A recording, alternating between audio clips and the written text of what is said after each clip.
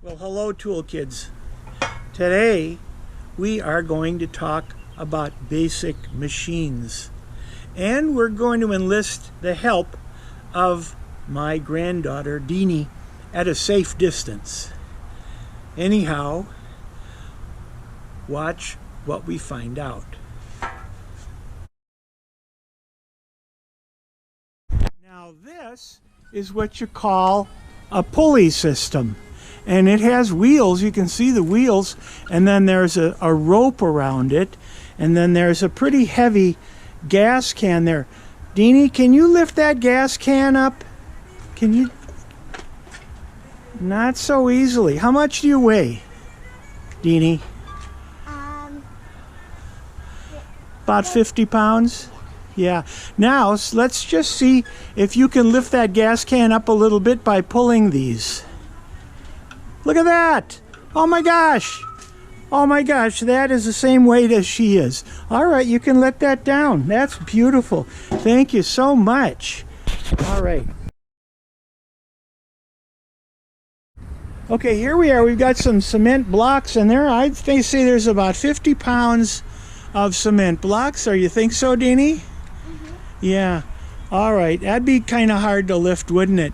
But if you had a lever system, okay, like this, then you could lift it up. Now, you see there's all the weight on one side and a very short amount of the wood plank that's on this side of that log, okay? And a very long place here on the other side.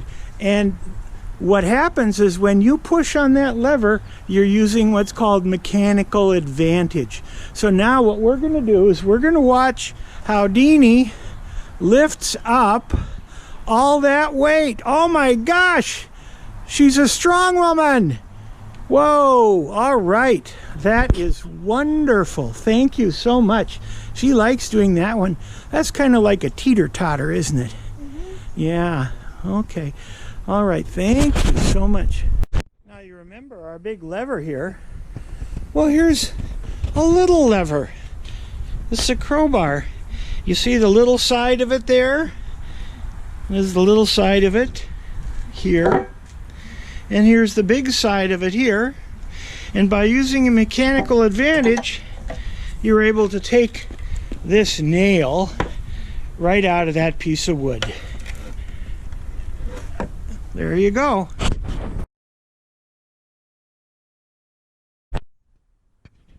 Okay, now do you remember anything about the pyramids in Egypt and those huge stone blocks that they had to move? And they had to move them all the way a long distance and all the way from the bottom to the top.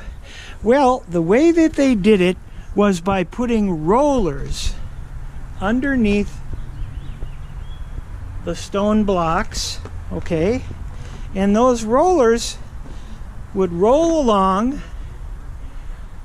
and you could move great big things long distances. So here we've got a great big gas can, and my helper here is going to move that. She's going to move it a couple feet. She could probably move it a mile this way, but go ahead and give that a push. Great. That's just great. And that's exactly how they built the pyramids. Thank you so much. That's great. Hey, Deanie, do you think that you can lift that bicycle up? Oh! Okay. Do you think it would be easier to lift the bicycle up and put it in the back of the truck, or use an inclined plane? Use an inclined plane. That's right. Okay, thank you. Okay, now this is an inclined plane. It's any sort of a flat thing that one side is higher than the other side. And it's a great way for things if you have to take something from down here and put it up there. So now we're going to see how easily that's done. So you go ahead and you just see how the bicycle goes up. Wow.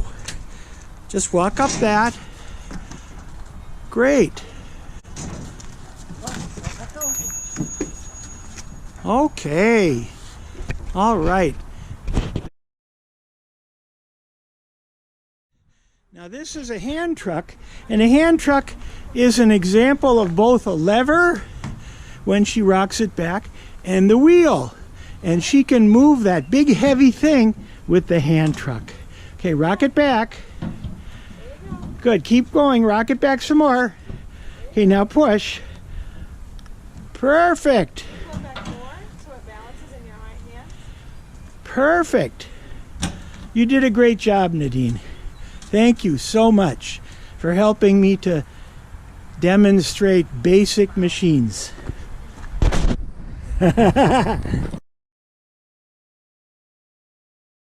Oh, what are we looking at here? What are we looking at here? We're looking at another example of the same machinery, the same basic machine concept as with the pulley. Only this time, instead of actual pulleys, we have gears. And these gears are all different sizes to change the amount of mechanical advantage that happens when you're riding a bicycle. Well, what else can we see here? Well, you see that long stalk there? Well, that's a lever. That's another example of where we can see a lever being applied to mechanics. Well, kids, the word you need to remember for today is pulley.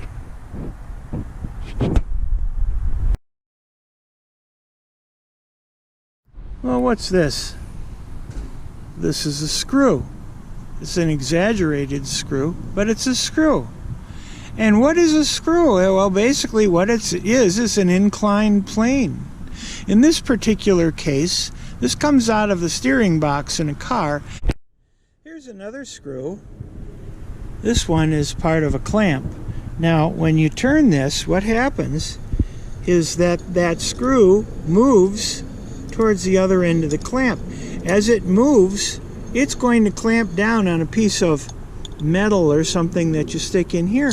But this could just as well be sitting upright and moving almost anything. It could be a bigger screw that could actually pick up a corner of a house. You could pick up a corner of a car so you could change a tire.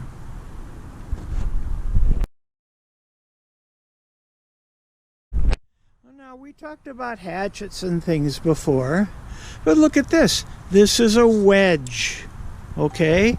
This is the shape of a wedge that's attached to a stalk. And a wedge is another one of those simple machines that has been developed to make life easier. So let's see what a wedge can do. Okay, we're going to put it into this piece of wood here. And once it's in the piece of wood, we're going to pound down on it with a hammer. All right, let's see what we can do. Well, look at that. It split that piece of wood. And that's what wedges can do, is they can split things apart. Another example of a basic tool. Well, tool kids, we learned a lot about basic machines today. And what I'd like you to do is, as you go through the other videos, try to spot the places where basic machine ideas are used, because you'll see it everywhere you look. Anyhow, I'm glad you were here to celebrate basic machines with me. I'll see you next time on Tools for Teens.